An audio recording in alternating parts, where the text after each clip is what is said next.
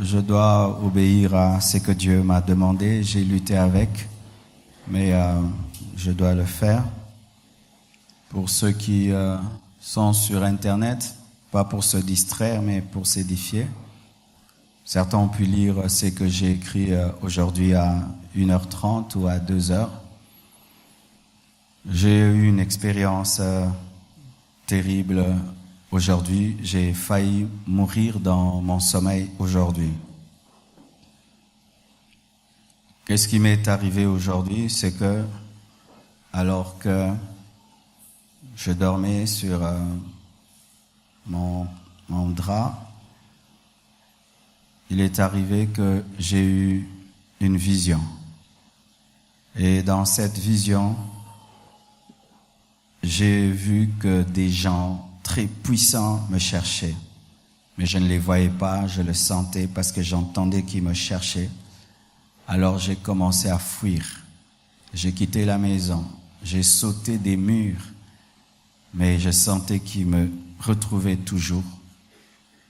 Et après, j'ai pu les voir.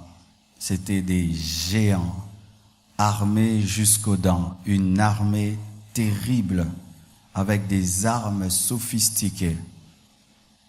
Alors j'étais vraiment épouvanté, je cherchais à fuir jusqu'à ce qu'ils m'ont attrapé.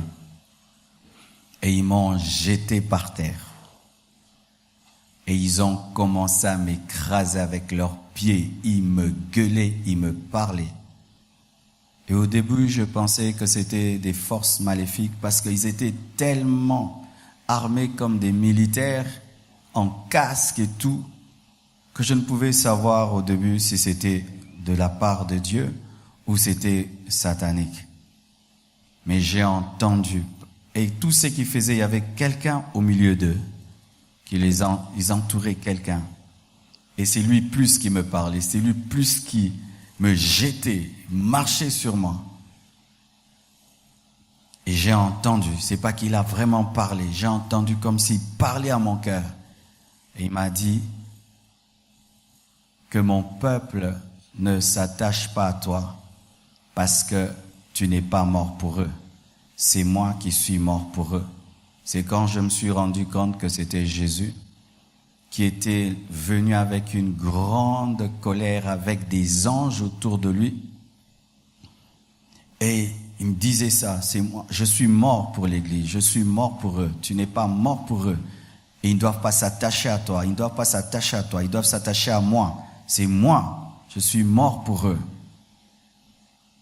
Alors j'ai dit, peut-être que j'ai eu à toucher à la gloire de Dieu, peut-être que j'ai fait quelque chose que Dieu n'a pas aimé et que peut-être dans l'église Compassion, on a commencé à me donner la place de Dieu. J'ai dit donc là, c'est fini. Et j'ai vraiment compris que Dieu est un Dieu jaloux. Et ce verset qui dit qu'il ne donne sa gloire à personne. Alors quand ils ont commencé à faire, j'ai dit, aujourd'hui je suis parti, comme j'entends des hommes de Dieu, que Dieu prend comme ça, frappe comme ça. Alors ils ont arrêté tout d'un coup, mais avant de le faire, celui qui était au milieu, il a levé son pied. C'était un grand pied et sous le pied, il y avait du feu. Et il a écrasé sur mon cœur. C'est comme si c'était le seau qu'il voulait laisser. Il a écrasé mon cœur. Même jusque là, je sens comme si on m'a écrasé. Et puis il l'a laissé. Et puis c'est tourné. Directement, leurs habits ont changé. Ils étaient habillés en habits de fête. C'était des costauds. J'étais par terre, je les regardais. Et tous ne me regardaient pas, même Jésus. Mais un ange qui était à côté m'a regardé. Il a souri, comme s'il voulait m'encourager. Et il ne m'a pas parlé, mais par son regard et son sourire, c'était comme en lingala on dit au biki. Et puis ils sont partis. Quand ils sont partis directement, bien-aimés, j'ai sursauté. Je tremblais à un niveau. Jusque-là, je sens ce que je sentais dans cette vision. J'y suis toujours. Alors, après ça, il suffisait seulement que je dorme un peu. Encore, je vois. Encore. Et à 2h, il m'a dit, va écrire. J'ai commencé à écrire. Et quand j'entendais des bruits, je pensais qu'ils allaient encore venir. Et j'ai écrit ça à 2h. Et puis, quand je suis allé encore m'endormir, j'ai vu. Je suis venu à la compassion. Et c'était pas vraiment comme ça. C'était vraiment une salle construite. Et quand je suis entré, j'ai remarqué devant ici, il y avait des grosses chaises, très grandes, très grandes, des chaises bleues, partout, des fauteuils là pour les serviteurs. Et une grosse chaise ici. Il y avait un serviteur, je ne le connaissais pas. C'était un homme, il était là. Et puis je dis non, ça ce n'est pas l'église Compassion. Nous les hommes de Dieu s'assisent simplement comme tout le monde. Ça c'est pas l'église Compassion. Je refuse d'entrer. Mais j'ai remarqué que les gens me regardaient comme s'ils me connaissaient et que c'était moi qui devais prêcher.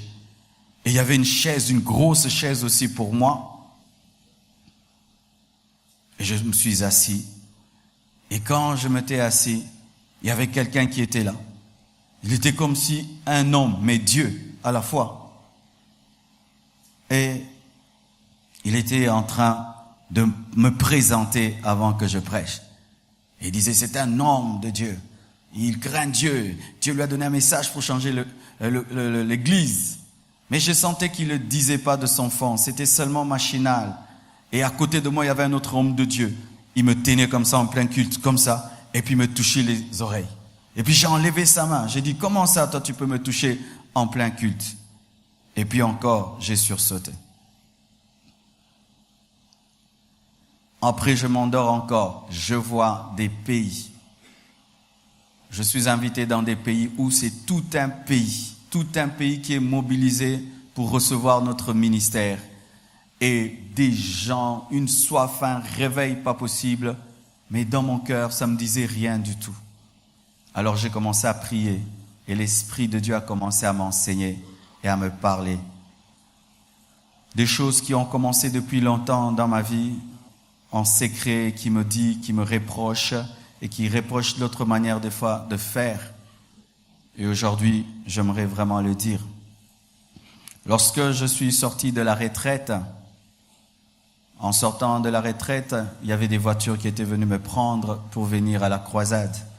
Et les frères mettaient les 4x4, on devait aller en cortège. Dieu m'a dit non, tu ne vas pas en cortège à la croisade. Laisse la voiture aller et toi tu vas. Assis-toi même devant. Et quand je suis arrivé à la croisade, il voulait que je fasse entrer ma voiture, tout. Dieu m'a dit, tu restes dehors. Tu vas entrer avec ton sac, normalement, comme tout le monde. Et je suis entré. Et puis, quand les miracles, les prodiges se sont produits, Dieu m'a dit, tu vas changer les chaises de l'église. Tu vas commencer à t'asseoir sur les chaises comme tout le monde, de peur que tu commences à croire que tu es devenu quelqu'un de très important. Alors j'avais fait cela. Alors ça fait un temps, quand même je vais sur Internet et que je vois trop mes photos, ça m'énerve. Je crois que j'ai même parlé même à Lily, qui fait que c'est elle qui gère mes citations. C'était chaque citation, mon visage, chaque citation. Et puis j'étais fatigué de voir mon visage. Et j'ai dit, Lily, enlève un peu ça, change ça. Et c'était même avant que j'ai cette vision, fatigué. Et dernièrement encore, un frère m'envoie toutes mes affiches. Il dit, pasteur, t'as pas remarqué sur les affiches. Maintenant, tu es en très grand, en très grand. J'ai dit, c'est vrai, mais je me suis pas rendu compte. En très grand. Non, il faut qu'on change. Il faut qu'on mette Jésus en grand, qu'on mette le thème en grand. Et moi en tout petit. Et même j'ai dit à Sion, enlève-moi ma photo qui est là. Et tu n'as même pas enlevé. Cette grosse photo-là, priez avec moi. Tout. Je vous ai demandé d'enlever ça. Il est toujours là. Il est toujours là. Et quand j'ai commencé à prier, le Seigneur m'a dit ceci. Par rapport à la première vision, c'est qu'il me prévient. Il me prévient, la gloire va être très très grande. Cette église va atteindre une croissance dans tous les domaines, spirituel, numérique, matériel, financier. Mais devant, il y a un piège. Il y a un piège. Le piège de l'idolâtrie. Des gens qui viennent à l'église pour le pasteur. Si le pasteur ne vient pas, ils ne viennent pas. Si le pasteur n'est pas là, ils ne sont pas contents. Ils sont contents si c'est lui qui prêche. Ils sont contents si c'est lui qui est là. Un attachement à l'homme au lieu de s'attacher à Jésus. Et il m'a dit, quelle est cette femme qui peut accepter qu'une autre femme lui prenne un enfant qu'elle a porté dans le ventre pendant 9 mois? Jésus-Christ est mort à la croix. C'est lui qui vous a porté dans son ventre. Il vous a confié à nous seulement. Mais nous ne sommes pas vos mères. C'est lui qui vous a engendrés. Bien-aimés frères, sœurs, si tu es venu ici et tu n'es pas venu pour Jésus, tu es parmi ces personnes. Ces personnes qui nous cherchent un problème avec Dieu. Si toi, tu n'as la joie que quand je monte sur cette chair, tu as la paix que quand je monte ici, tu es vraiment en abomination à Dieu. Ne vous attachez pas à moi, et il m'a dit de vous le dire. Ne vous attachez pas à moi, attachez-vous à Jésus. Ne vous attachez pas à la compassion, attachez-vous à Jésus. Ne vous attachez pas à la compassion, attachez-vous à Jésus, qui est prêché à la compassion, qui est prié à la compassion. Et il m'a dit de dire aux serviteurs de Dieu, ne travaillez pas à attacher les gens à vous. Ne travaillez pas à ce que les gens vous aiment. Ne travaillez pas à être apprécié. Ne travaillez pas à avoir des groupuscules à l'église. Ne travaillez pas à avoir des fan clubs à l'église. Ne travaillez pas de sorte qu'après, quelqu'un puisse te dire c'était bien, tu as bien prêché, tu as bien modéré, tu as bien chanté, frère, tu as l'onction. Ne travaillez pas pour ça. Vous êtes en train, il m'a dit chaque fois que nous attachons son peuple à nous, nous le détachons de lui. Chaque fois que nous attachons le peuple de Dieu à nous, nous le détachons de Jésus. De sorte qu'il y a des gens qui n'ont aucune relation avec Jésus, mais qui ont une grande relation avec les serviteurs de Dieu. Ne cherchez pas à être des stars à l'église. Ne cherchez pas à être des vedettes à l'église. Ne cherchez pas à être remarqués à l'église. Ne cherchez pas cela. Vous n'en avez que faire. Vous n'en avez que faire. C'est alors que j'ai compris ce qui est arrivé à Moïse. Moïse, dans la gloire, il vient de délivrer Israël. Mais Dieu cherche à le tuer. Pourquoi? Parce qu'il n'avait pas appliqué le principe de la circoncision. Cela enseigne que même si tu vis la gloire, Dieu peut te châtier dans la gloire. Parce qu'il peut te remplacer dans la gloire par plusieurs personnes. Et il a remplacé Moïse par Josué. Et la deuxième vision, la vision de ces chaises, c'est le futur de la compassion, mais dans le plan du diable. Celui qui était devant, c'était pas un serviteur de Dieu, c'était le diable. Le diable.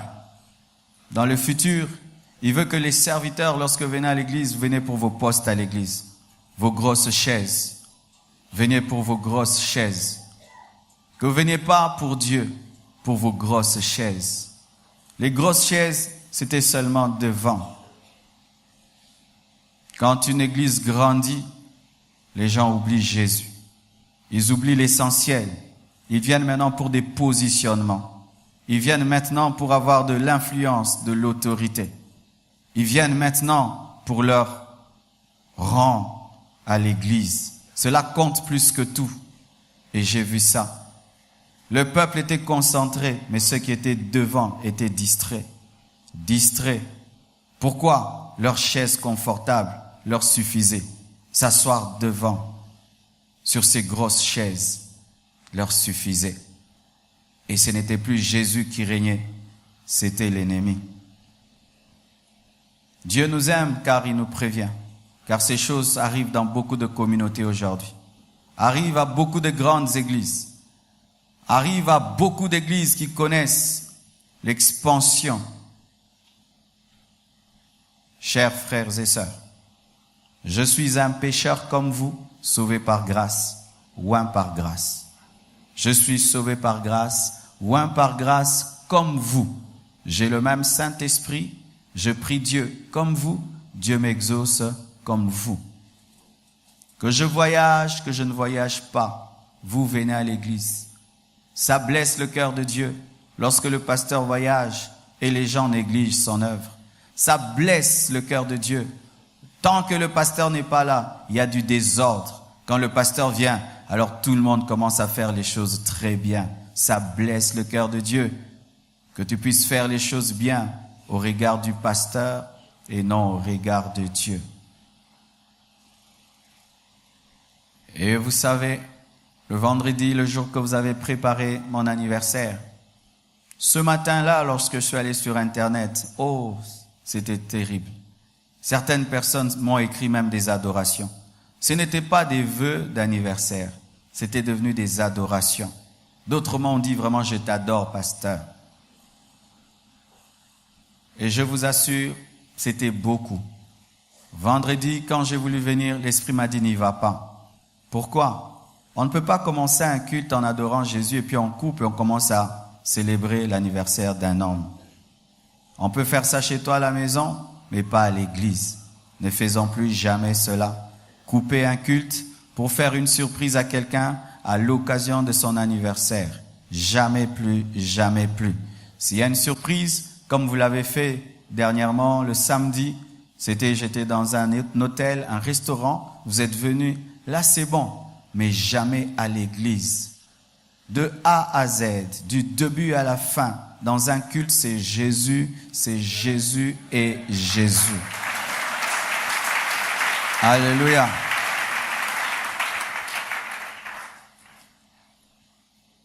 Lorsque vous venez vous agenouiller devant nous, vous vous agenouillez devant l'homme, si c'est devant moi, ne le faites jamais plus. Mais si c'est une position pour faciliter qu'on prie pour toi, tant mieux. Mais sachez aussi que nous n'obligeons pas aux gens de s'agenouiller pour qu'on prie pour eux. Lorsque je sors de ce lieu, si tu veux que je prie pour toi, reste debout, je veux prier pour toi. Tu n'as pas besoin de t'agenouiller devant moi. Ça commence petit à petit comme ça. C'est ainsi que certains, même quand seulement tu entres dans leur bureau, tu dois entrer à genoux. Ça commence petit à petit, petit à petit, petit à petit. Il n'est pas important que tu t'agenouilles devant moi pour que Dieu agisse dans ta vie. Et si des fois nous pouvons te dire, agenouille-toi, ça doit être conduit par l'Esprit. Et c'est pas que à l'homme de Dieu on parle à genoux, il faut être toujours à genoux. Non. La Bible interdit de s'adorer devant quelqu'un d'autre que Dieu, même devant nous les serviteurs. Nous condamnons les sectes, mais des fois nous faisons ce que ces sectes font. Jésus-Christ veut être au centre. Il veut continuer à être au centre. Car après ça, j'ai vu mes frères et sœurs. L'expansion de ce ministère, terrible bien-aimé, touchant des nations, touchant des villes, mais dans l'humilité, dans la simplicité, où la gloire ne faisait plus rien. Mes frères et sœurs, aujourd'hui j'ai compris le niveau qu'avait atteint David. David, on pouvait l'insulter, ça lui fait rien. Et de sorte même que ces militaires voulaient intervenir pour frapper ces hommes, tuer ces hommes qui l'insultaient. David pouvait dire, laisse cet homme insulter, car s'il m'insulte, Dieu le permet. Pour arriver à ce niveau, il faut mourir à toi-même. Aujourd'hui, Dieu a tué quelque chose en moi. Il a détruit. Je m'en fous du respect des hommes. Je m'en fous de l'appréciation. Que tu m'aimes pas, que tu m'insultes pas. Ça me fait rien du tout. Et je crois, et maintenant j'ai compris, que ces choses que nous demandons à Dieu ne pouvaient arriver sans que j'arrive à ce niveau-là. Être insensible à la gloire et toujours veiller à ce que Jésus-Christ soit au centre. Serviteur de Dieu. Vous qui travaillez à côté de moi, je ferai ma part en tant que leader de ne pas tomber dans ces choses. Mais si vous, à votre niveau, dans vos départements, vous vous comportez comme des petits dieux, si vous, à votre niveau, dans les petites responsabilités que nous vous donnons, vous vous comportez en contradiction à ce que nous disons, ce qui allait m'arriver la nuit vous arrivera. Bien-aimés, je vous assure, quelle terreur, quelle terreur, quelle terreur, que ce soit ici, que ce soit ailleurs. Quoique vous voyez un homme de Dieu dans une gloire extraordinaire, ne lui donnez jamais la gloire de Dieu. C'est pourquoi les apôtres déchiraient leurs vêtements chaque fois qu'on leur donnait la gloire qui était à Dieu. Que vous voyez un homme ou utilisé comment, c'est un homme. Ce n'est qu'un homme. Et quand Dieu t'utilisera, n'oublie pas, tu n'es qu'un homme. Tu n'es qu'un homme. C'est pourquoi après ce culte, j'aurai besoin des infographes de l'église, j'aurai besoin de la presse. Nous devons rétablir les choses. Comment nous allons communiquer à nouveau. Et je vous assure, cette maladie, c'est vrai dans les aînés, mais cette maladie est même dans les fils. Des fois même, je vois les fils.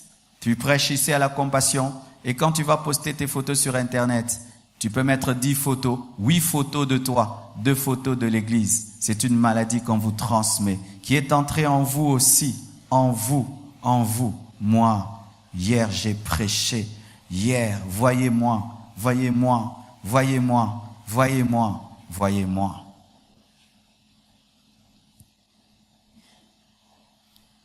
Vous savez pourquoi le peuple de Dieu arrive à cela? C'est parce que vous n'avez pas vu Jésus. Tu es paralytique, je prie pour toi, tu marches, tu n'as pas vu Jésus. Si tu es charnel, tu vas t'attacher à moi parce que tu n'as pas vu Jésus. Je prie pour toi, Dieu change ta vie. Tu n'as pas vu Jésus, tu risques de t'attacher à moi parce que tu n'as pas vu Jésus. Mais ce n'est pas parce que nous ne le voyons pas que nous avons le droit de lui voler sa gloire. Et je vous assure, Jésus est réel. Aujourd'hui, j'ai compris que les gens qui iront en enfer seront étonnés de rencontrer un Dieu insensible. Faites très attention à cette mauvaise image que vous avez de Jésus. Un doudou Jésus. Celui qui m'est apparu aujourd'hui était un guerrier. C'est un guerrier, je vous assure. Ce n'était pas ce Jésus doudou. Non. C'était un prince qui vient réclamer ce qui est à lui et qui vient interdire de toucher ce qui est à lui. Faites très attention. Venez toujours dans la maison de Dieu avec crainte et tremblement. Venez toujours dans la maison de Dieu avec crainte et tremblement. Ne venez pas vous amuser à l'église. Ne venez pas vous amuser dans le ministère. Si Dieu n'a pas encore traité ton orgueil, mon frère, ne demande pas l'élévation. Ça va te tuer. Ça va t'anéantir. Et j'ai posé la question à Dieu. Mais pourquoi es-tu dur comme ça? Mais j'en connais déjà qui sont en train même de vendre leurs photos, de faire des choses. Pourquoi tu ne le fais pas? Il me dit, je suis dur et jaloux dans ce que moi j'ai initié. Ça veut dire quoi? Certaines choses, Dieu ne s'en occupe pas parce qu'il n'est pas dedans. Mais quand Dieu engendre une chose, il en est jaloux. Ne te compare pas avec les autres disant, mais lui il le fait, rien ne lui arrive. Qui te dit que Dieu est avec lui? Et qui te dit que Dieu a commencé cela? Pour qu'il soit jaloux de cela. Quand quelqu'un a un vrai don de miracle et que les miracles se produisent, tu t'accapares la gloire de Dieu, les miracles s'arrêtent. Mais si tu vois quelqu'un, il s'accapare la gloire de Dieu et les miracles augmentent, ce n'est pas de Dieu, c'est le diable qui est derrière cela. Il m'a dit de vous dire pendant cette retraite, soyez concentrés, il va vous parler. Il va vous parler. Il va vous parler. Il va vous changer. On ne fait pas une retraite pour faire une retraite. On fait une retraite pour renaître. On fait une retraite pour renaître. Quand tu fais une retraite, quand tu en sors, tu dois devenir un autre homme. Si tu n'en sors pas, changer comme un autre homme, tu n'as pas rencontré Dieu dans ta retraite. Tu ne l'as pas rencontré. Alors faites très attention de venir et de revenir, mais vous ne subissez pas des transformations profondes. Parce que la plus grande bénédiction que Dieu te donne dans une retraite, ce n'est pas te donner l'argent, c'est te transformer. Te transformer. Te transformer. Amen. Que Dieu vous bénisse abondamment.